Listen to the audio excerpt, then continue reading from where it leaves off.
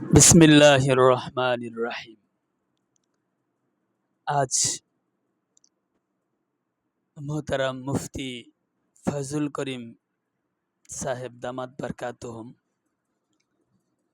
ওনার বিরুদ্ধে যে মামলা হয়েছিল, ওনার স্বাধীন চেতা, ধীরচেতা মনের কারণে এবং হজরতের কর্মীদের মনোভাবের কারণে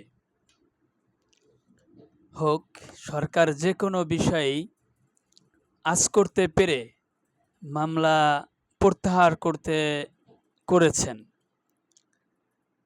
আমার কাছে ভালোই লেগেছে। তো আসেন আপনাদেরকে ওনার বাবার একটা স্মৃতিচারণ করিয়ে দেই। 1997 হবে, 1997 সালে তখন আমি পুরানা পল্টনে পড়াশোনা করি। তো আমাদের এই পুরানা পল্টনে আগে আউটার স্টেডিয়ামে বেশিরভাগ পল্টন ময়দান নাম যেটা ছিল, ওইখানেই মিটিং মিছিল হইতো। তৎকালীন সরকার ওটা বন্ধ করে দেয়, পরে মুক্তাঙ্গন যেটা বলে, এই মুক্তাঙ্গনে তখন মিটিং মিছিল হইতো। তো ওই সময়ে হজরত ফজলুল করিম রহমতুল্লাহ আলাই, যাকে কালো মানিক, গোল্ড ডায়মন্ড বলা হতো, এই কালো মানিকের নামে একটা মামলা করা হয়। তখন নারায়ণগঞ্জের ইসলামী আন্দোলনের এক নেতা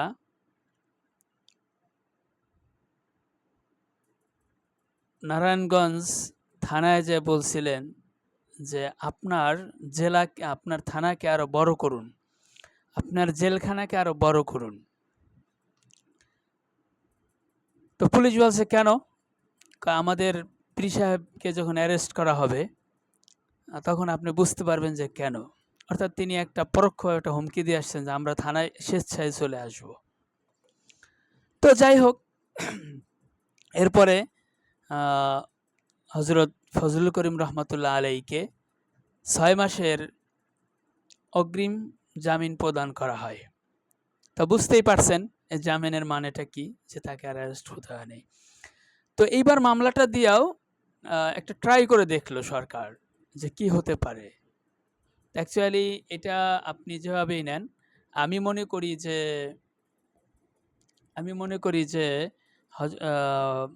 ফজল করিম সাহেব দামাত বারকাতুহুমের নামে যে মামলাটা হয়েছে, মামলাটা একটা পরীক্ষামূলক ট্রায়াল ছিল। তা আমার কাছে খুব ভালো লাগছে যে ইসলামী আন্দোলন, যুব আন্দোলন, ছাত্র আন্দোলন, নবীন প্রবীণ, অনুজ প্রবীণ, অনুজ অগ্রজ সবাই মিলে একটা এমন একটা প্রতিবাদ মুখর করে গড়ে তুলছে যে সরকার আগেই আঁচ করতে পেরে মামলা প্রত্যাহার করতে বাধ্য হয়েছে। আমার আরও ভালো লেগেছে অন্য দলের খেলাফত মজলিস, জামাত ইসলামের অনেকেই এই মিথ্যাচারের বিরুদ্ধে সোচ্চার হয়েছেন। আমার কাছে ভালো লেগেছে।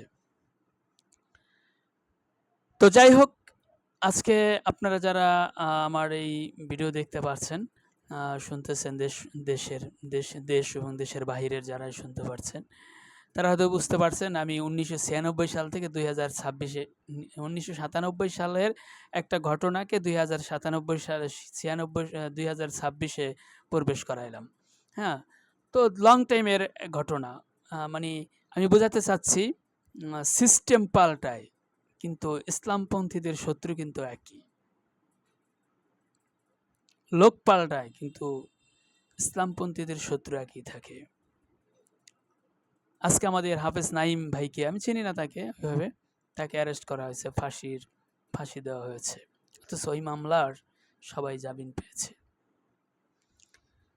তো যাই হোক, আমার খুব ভালো লেগেছে চরমোনাই ইসলামী আন্দোলন, ইসলামী যুব আন্দোলন এবং ইসলাম চরমনায়ের অনুজ, অগ্রজ, তরুণ, প্রবীণ সবাই, নবীন প্রবীণ সবার যে একটা মনোভাব, লড়াকু মনোভাব আমার কাছে খুবই ভালো লেগেছে। সর্বশেষ আমি একটা ফজলুল করিম রহমতুল্লাহ আলাইহির আরেকটা ঘটনা দিয়েই ঘটনা উল্লেখ করেই শেষ করি। মুক্তাঙ্গনে বিশাল মাহফিল হইছে। তো হজরত আগমন করছেন, এর মধ্যেই পুলিশ মাইক খুলতে চাইতেছে, মানে এক সাইডে মাইক, মানে মাইকের আওয়াজটা অন্য সাইডে যাইবে না। তো হজরত কেমন উদারমনা ছিল আমি সেটাই বুঝাইতেছি। আমি সামনে, আমি ছোট তখন, ওই চিপা চাপা দিয়ে ঢুকে যাইতাম আর কি মিছিল মিটিংয়ে। তো হজরত পুলিশ পুলিশকে ওই ইসের খাম্বায় উঠতে দেবে না কর্মীরা। তখন চরমনাই ফজলুল করিম রহমতুল্লাহ আলাইহি মঞ্চে উঠতেছেন, এমন সময় পুলিশরা তাকে রিকোয়েস্ট করতেছে, হজরত এই যে দেখেন আমাদের হাতে ভাত, মানে হাতটা আমরা ঠিক মতন ধুইতে পারি নাই, আমরা খাইতেছিলাম, এমন সময় আমাদেরকে অর্ডার করা হয়েছে যে ওই পাশের মাইকগুলো ছুটাই দিতে হবে। তো যাই হোক, তখন ফজলুল করিম রহমতুল্লাহ আলাই অর্ডার দিলেন যে বাবা তোমরা দাঁড়াও, তার কর্মীদেরকে অর্ডার দিলেন যে তোমরা ই করো, ছুটাই দাও। তখন এই মাইকগুলো ছুটাই দিছে। সর্বোপরি কথা হলো আমার খুব ভালো লাগছে আজকের এই চরমনাইয়ের লড়াকু মনোভাবটা, আমার কাছে খুব ভালো লাগছে। সত্যি কথা, আমার অন্তঃস্থল থেকে এই লড়াকু মনোভাব রাখার, লড়াকু মনোভাবটাকে যারা করেছেন তাদেরকে আমার অন্তঃস্থল থেকে ধন্যবাদ।